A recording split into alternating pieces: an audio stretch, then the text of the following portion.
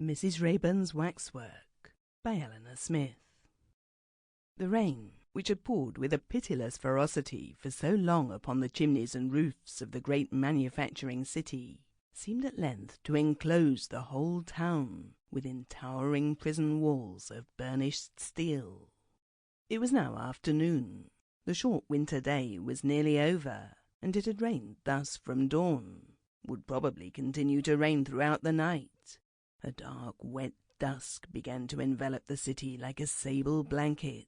The street lamps sprang into life, looming ahead like the ghosts of drowned and weary daffodils, casting watery and trembling reflections upon the shining rivers that were pavements.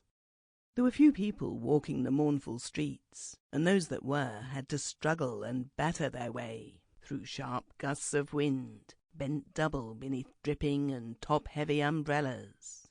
Such a one was Patrick Lamb, and so great was his hurry that more than once as he stumbled over an unperceived curb, he ran the risk of entangling both himself and his umbrella in the foaming, muddy torrents of the gutters beneath his feet.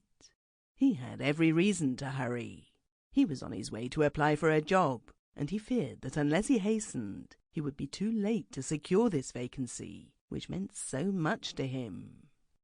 Turning at last into a dark and narrow street, he saw opposite to him a ramshackle building of yellow brick, from the roof of which swelled forth a glass dome encrusted with the dirt and soot of ages. A flight of shallow steps led to a swing door. This was his destination. He flung open the door and was immediately confronted by a turnstile, near which sat a seedy-looking man in an ill-fitting uniform, not unlike that of a fireman. "Sixpence, please," said the man, and whistled through his teeth. Patrick Lamb shook his head. "No, I'm not a visitor. I have an appointment with Mr. Mugivan, the manager."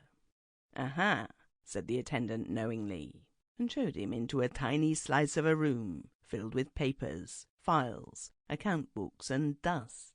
Here sat Mr. Mugivan, a fat, podgy man with thick legs and a face like a tomato. "Good afternoon," said Patrick Lamb hesitatingly.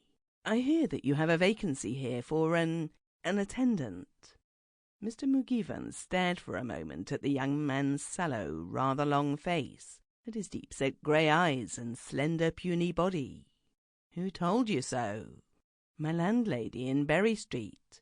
She knew the last man you had here." "And what made you come?" "Necessity. I'm in need of work." Sample complete. Ready to continue?